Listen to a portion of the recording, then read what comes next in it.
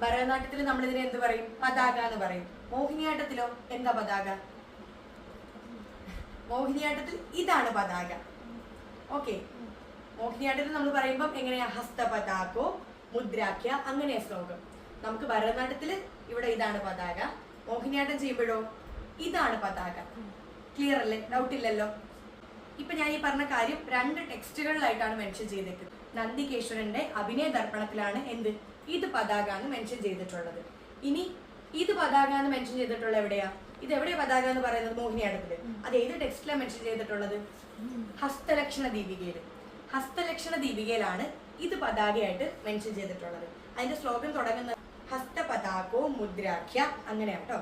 കടകോ മുഷ്ടിരിത്യപി കർത്തരീമുഖ സപ്നശ്ച, അങ്ങനെയാ പോകുന്നത്. നമുക്ക് ഇവിടെയോ ഭരതനാട്യത്തിലോ പതാക തൃപ്പതാകോ അർത്ഥപതാക കർത്തരീമുഖ, അങ്ങനെയാ പോകുന്നത്. നമുക്ക് ഇവിടെ 28 മുദ്രകളുണ്ട്. മോഹിനിയാട്ടത്തില് 24 ബേസിക് മുദ്രകളാണുള്ളത്.